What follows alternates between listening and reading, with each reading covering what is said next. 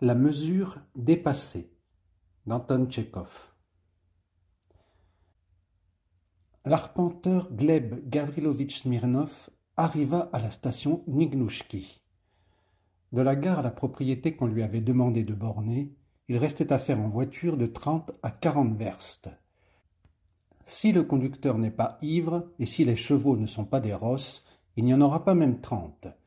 Mais si le conducteur est ivre et les chevaux fourbus, ça en fera au moins 50. « Dites-moi, s'il vous plaît, demanda l'arpenteur au gendarme de la gare, où puis-je ici trouver des chevaux de poste ?»« Des chevaux de poste ? Ici, à 100 verstes à la ronde, vous n'en trouverez pas. Il n'y a pas un chien passable, encore bien moins des chevaux de poste.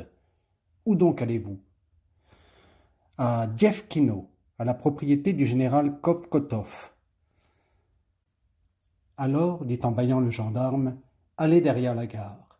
Il y a parfois dans la cour des paysans qui conduisent les voyageurs. » L'arpenteur soupira et se rendit à l'endroit indiqué. Après de longues recherches, des pourparlers et des hésitations, il trouva un énorme moudjik taciturne, grêlé au cafetan déchiré, chaussé de sandales de tille. « Quel diable de charrette tu as ?» lui dit l'arpenteur renfrogné, en montant dans la télègue. « On ne saurait où en est le devant, ni le derrière. »« Qu'y a-t-il à chercher ? Où est la queue du cheval ? C'est le devant. Et où est assise votre noblesse ? C'est le derrière. » Le cheval était jeune, mais efflanqué, les jambes arquées, les oreilles déchirées. Quand le conducteur se souleva sur son siège et le fouetta avec la corde mise au bout de ses rênes, le cheval ne fit qu'agiter la tête. Mais lorsque l'homme jura, en le fouaillant une seconde fois, le chariot geignit et se mit à trembler, comme s'il avait la fièvre.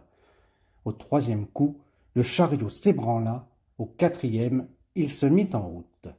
« Va-t-on marcher comme ça tout le temps ?» demanda l'arpenteur, se sentant fortement secoué et s'étonnant de l'art avec lequel les conducteurs russes marient le cahotement qui vous retourne l'âme à la lenteur des pas de la tortue. « On arrivera, » fit le conducteur rassurant. « La jument est jeune, vive, laissez-lui seulement le temps de s'échauffer. On ne pourra plus la retenir. Damné !» La nuit tombait quand la charrette quitta la gare. À droite de l'arpenteur s'étendait sans limite ni fin une plaine sombre et gelée. S'y enfoncer, c'est sans doute aller au diable Vauvert. À l'horizon, où la plaine disparaît et se confond avec le ciel, un rouge et froid couchant d'automne s'éteint paresseusement. À gauche de la route se dressent dans l'air qui s'obscurcit de vagues moutonnements, meules d'antan ou villages. L'arpenteur ne voyait pas ce qu'il y avait en avant, car dans cette direction, tout le champ de sa vision était obstrué par le large dos mal bâti du conducteur. Il n'y avait pas de vent, mais il faisait froid, il gelait. « Quel coin perdu tout de même !» pensait l'arpenteur, tâchant de couvrir ses oreilles avec le col de son manteau. « Ni habitation, ni palier. Si par malheur on vous attaquait pour vous dévaliser, nul n'en saurait rien, alors même que l'on tirerait le canon. Et ce conducteur n'est pas rassurant. Quel énorme dos! Si ce fils de la nature vous touche seulement du doigt, votre âme peut quitter votre corps. Et quelle trogne bestiale, suspecte! « Hé, mon bon, demanda l'arpenteur, comment t'appelles-tu ? » ?»« Moi ? Klim. »« Dis-moi, Klim, que fait-on par ici ?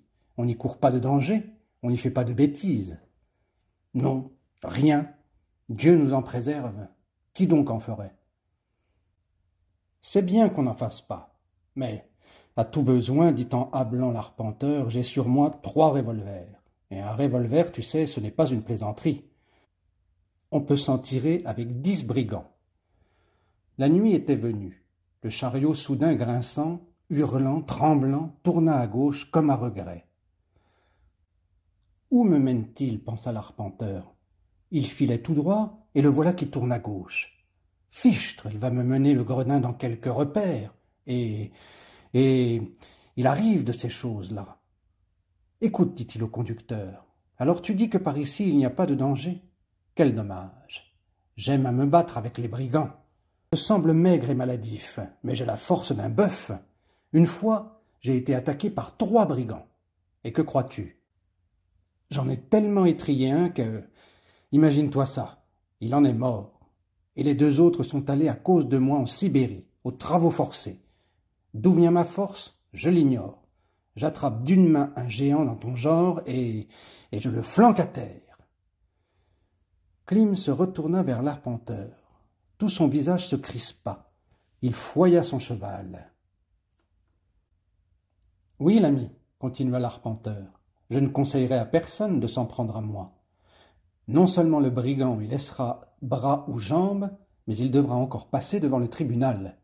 Je connais tous les commissaires et les juges. Je suis un homme en fonction, quelqu'un dont on a besoin. Je suis en route et les autorités le savent. Elles veillent à ce que personne ne me fasse du mal. Derrière le moindre buisson sont postés sur tout le chemin des officiers de police et des centeniers. « Arrête! Arrête !» cria tout à coup l'arpenteur. « Où vas-tu? Où me conduis-tu » ? Ne le voyez-vous pas? Dans un bois. Effectivement, pensa l'arpenteur, c'est un bois. Et moi qui ai eu peur. Il ne faut pourtant pas laisser voir son inquiétude. Il a déjà remarqué que j'ai peur. Pourquoi se retourne-t-il si souvent vers moi? Il combine assurément quelque chose. Avant, il avançait à peine, toujours au pas. Et maintenant, ce qu'il galope. Écoute, Klim, pourquoi pousses-tu si fort ton cheval? Je ne le pousse pas, c'est lui qui va de ce train-là. Quand il s'y est mis, il n'y a plus moyen de l'arrêter. Il en est malheureux lui-même d'aller si vite. Tu mens, l'ami, je vois que tu mens. Seulement, je ne te conseille pas d'aller si vite. Retiens ton cheval. Entends-tu? Retiens-le. Pourquoi? Pourquoi? Parce que 4 de mes collègues doivent me joindre. Il faut qu'ils puissent me rattraper dans ce bois. Il sera plus gai de voyager ensemble. Ce sont des gens forts, bien découplés. Chacun a son pistolet. Qu'as-tu à te retourner tout le temps et à remuer comme sur des aiguilles? Hein? Moi, l'ami, Il n'y a pas, l'ami, à se retourner vers moi. Il n'y a en moi rien d'intéressant. Mes revolvers, peut-être, seulement. Tiens, si tu veux, je peux te les montrer. Tu veux? L'arpenteur fit semblant de fouiller dans ses poches, et à ce moment-là se produisit ce à quoi il ne pouvait s'attendre, malgré toute sa poltronnerie. Klim dégringola tout à coup de la charrette et alla se jeter à 4 pattes dans le fourré. « Au secours !» se mit-il à crier à pleine voix. « Au secours !»« Prends, damné, mon cheval et ma charrette, mais ne me tue pas! Au secours !» On entendit des pas rapides qui s'éloignaient, un bruit de bois brisé, et ce fut le silence. L'arpenteur, qui ne s'attendait pas à cela, arrêta tout d'abord le cheval, puis se rassit, se réinstalla dans la charrette et se mit à penser. Il s'est sauvé. Il a eu peur, l'imbécile. Maintenant, que faire? Je ne puis continuer mon voyage. Je ne connais pas la route, et on va croire que je lui ai volé son cheval. Que faire? Klim! Klim!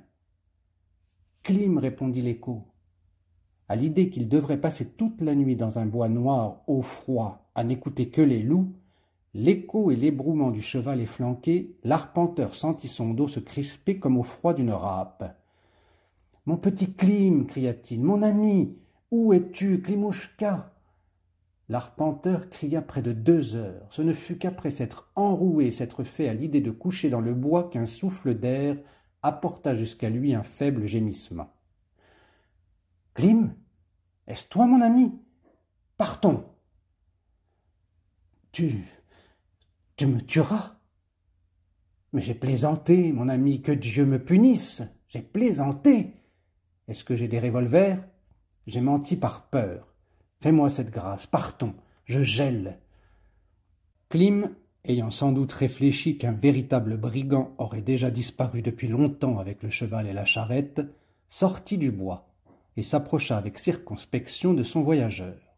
« Allons, nigaud, de quoi as-tu peur? J'ai plaisanté, et tu as pris peur. Monte. »« Que Dieu soit avec toi, Barine, » grogna Klim en montant dans la télègue. « Si j'avais su, pour 100 roubles, je ne t'aurais pas conduit. J'ai failli mourir de peur. » Klim donna un coup de fouet au cheval, la charrette trembla. Klim donna un second coup, la charrette s'ébranla. Au quatrième coup, quand la charrette démarra, l'arpenteur se couvrit les oreilles avec le col de son manteau et se mit à songer. Ni la route ni Clim, maintenant, ne lui paraissaient plus dangereux.